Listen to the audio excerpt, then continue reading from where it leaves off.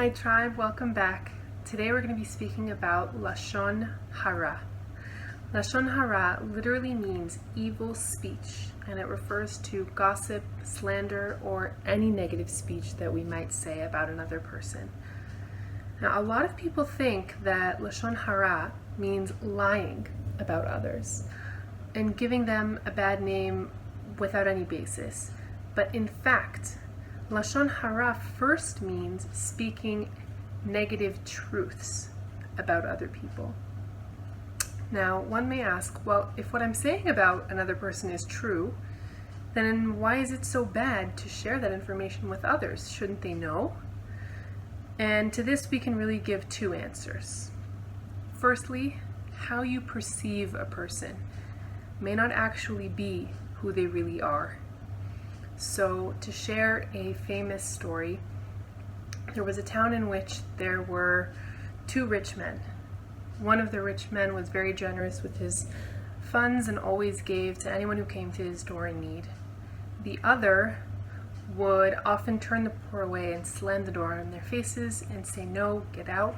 And everyone perceived him to be miserly, stingy, and called him a bad man, an evil man. They would curse him. He would walk in the streets and people would turn away. They wouldn't look at him. And this went on and on for years. Finally, he died.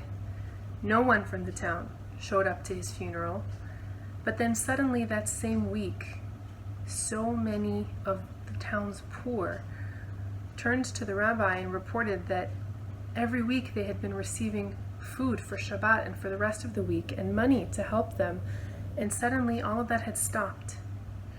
And they turned to the generous man and he said, "No, I had nothing to do with these poor. I help whoever comes to me, but I've always been open about that." And they realized that the rich man who had died chose to do his giving anonymously and never make anyone feel like they had to come and beg and ask and know who they were receiving from.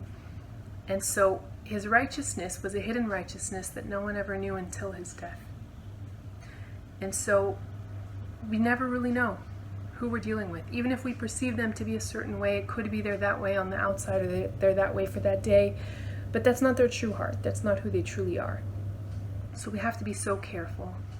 The other reason we may not speak a truth that is negative about someone else is that a person can never know the extent of the damage they can cause on a single person's life. Just one ill-spoken word can honestly break what can take 25 years or more to build. Think about how long it takes to create a good reputation, a good name.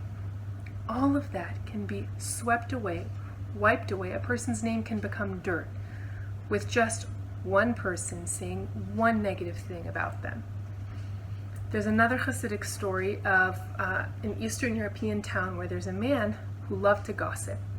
It was something that was a problem of his, but whenever there was a juicy story about someone or he caught wind of something about them, he would always share it. And a businessman in their town happened to give some bad advice, and it caused his client to lose all of his money and his investments. And the businessman was beside himself and felt terrible, and the gossiper caught wind of this and told everyone that this businessman gave bad investment advice to this client and he lost everything and not to go with him. He'd completely ruined his life, ruined his good name in one shot.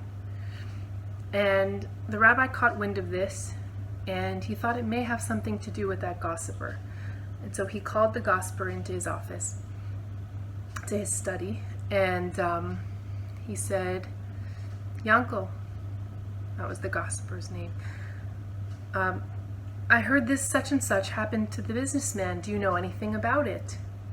And Yankel immediately turns to stone. His face turned cold as the rabbi began to explain how it's completely ruined his life and his career, and that one bad piece of advice to a client that could have really gone either way has now ruined a man's reputation. So Yankel cried and begged and asked the rabbi, "What can I do? How can I change this?" And the rabbi said, "Do you have a feather pillow at home?" Yankel was confused, but he said, yes, I have a feather pillow. He said, bring it to me. So Yankel rushed home. He got his feather pillow. He was walking through the streets, people looking at him oddly, while he got back to the rabbi's study. And the rabbi said, okay, Yankel, take this pillow, take this knife, now rip it open. He was confused, but he did as the rabbi ordered. He said, okay, now go outside and spread all the feathers out of the pillow and into the town. And he did. He came back, the pillow was empty. And he said, okay, Rabbi, now what? And the rabbi said, now go collect every single feather and put it back in the pillow. And Yankel said, Rabbi, that's impossible. They've all been blown everywhere by the wind. It would be physically impossible for me to get even a small fraction of those feathers back. He said, that is how gossip works. The work of your tongue has been spread far and wide, and it will continue to spread, and there's nothing that you or I can do about it. So we have to be so careful to guard our speech and to make sure that we never say things ill against anyone, because we don't know how it could affect them in their lives. And we would never want things about us, true as they may be, to be spoken amongst others, and how that could affect our reputation and our good name.